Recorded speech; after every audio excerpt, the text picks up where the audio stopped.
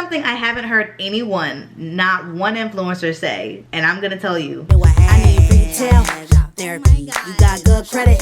Marry me. Hello Tiff family and creatives, what is up? It's your girl Tiffany G and welcome back to my YouTube channel. Today I'm going to show you how to take your own pictures using the video and screenshot method. This is part 2 of my influencer series. Basically in this influencer series, I'm going to show you how you can cut the media middleman, how you don't have to rely on anyone else to make your dreams as an influencer or a brand or a company happen. You can do it all yourself as far as taking the pictures, doing the branding, the marketing, everything. I basically decided a while back that I didn't want to rely on anyone to do anything for me, so I learned how to edit, how to produce, how to take photos, how to do videos, how to make graphics all on my own, and it's gotten me to working with really cool companies like Intercom, BuzzFeed, Tribune Media, even YouTube hit me up, like the official company of YouTube, and I did a campaign with them. This is something that anyone can do, and even though I did go to college for mass comm, I did not learn how to do any of this in college. I honestly learned from watching YouTube videos, so if I can do it, you can do it. So if you are someone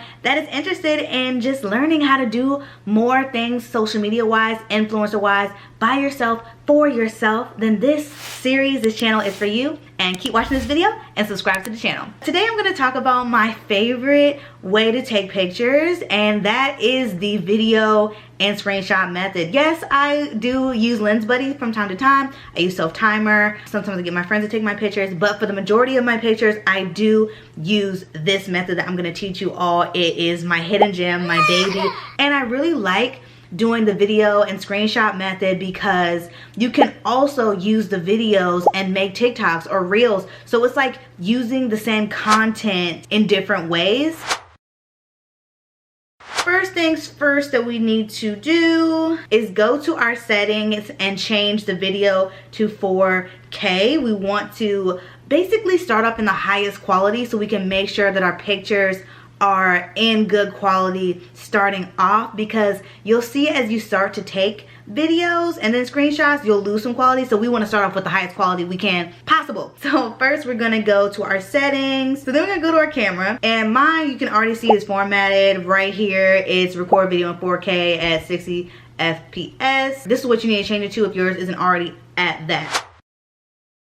So now we're gonna talk about equipment. What are you gonna need? You're gonna need a phone. You're gonna need a handy dandy tripod. I have mine linked below, and it comes with a clicker, which is dope, and I'll talk about that in a different video. You're also gonna need outfits, obviously, for these cute pictures, and props and all of that, whatever you're gonna do for your shoot. And after you have all this equipment, it's time to find a location.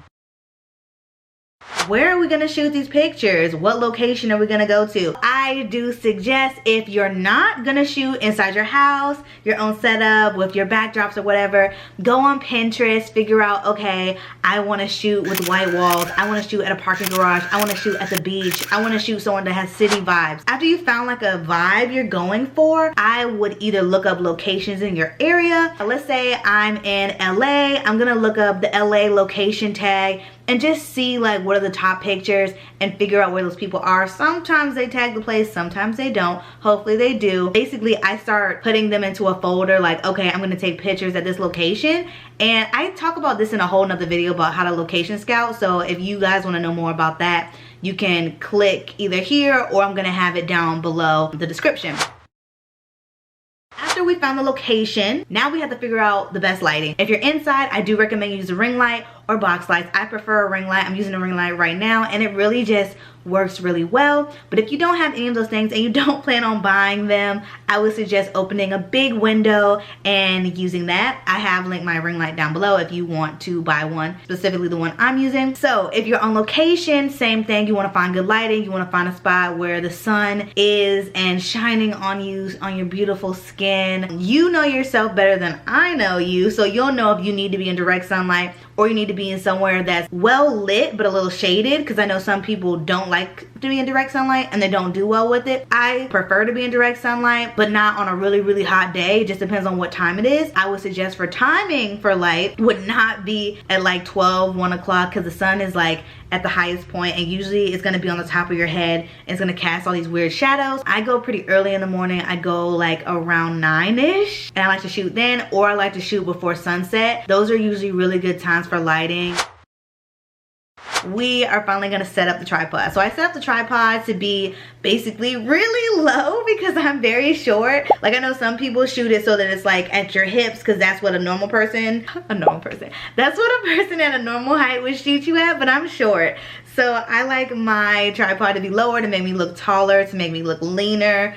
And all of that. So I angle my camera pretty low. So after I have that set up, I really just mark my spot that I'm gonna stand in and I start recording. Now, I will recommend that you do the back camera because obviously it's gonna be in 4K. The quality is gonna be way better, but this is something I haven't heard anyone, not one influencer say, and I'm gonna tell you it because I do it. I do shoot with the front camera. I'm not lying. All these pictures I took with the front camera. And I know the quality comes out a little bit less, but I can tell you how to get the quality back later, so stick around for that. But yeah, I do shoot with the front camera because I'm just not that great of a model. Like, I'm not a model at all, but I do like pretend, and I do pretty well with taking pictures. But if I can't see myself, I'm probably not gonna do well at all. So I do use the front camera quite a bit. If you want better quality starting off, use the back cam. If you're like me and you really need to see yourself, use the front cam.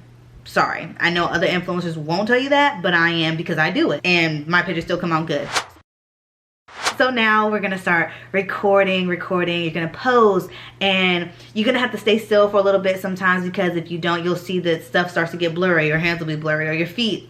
And I like to do a lot of like motion, swing my purse, spins, just all kinds of stuff. You can dance. It's really, really fun. And these videos, like I said before, are really cool to use for other things on TikTok and on Reels.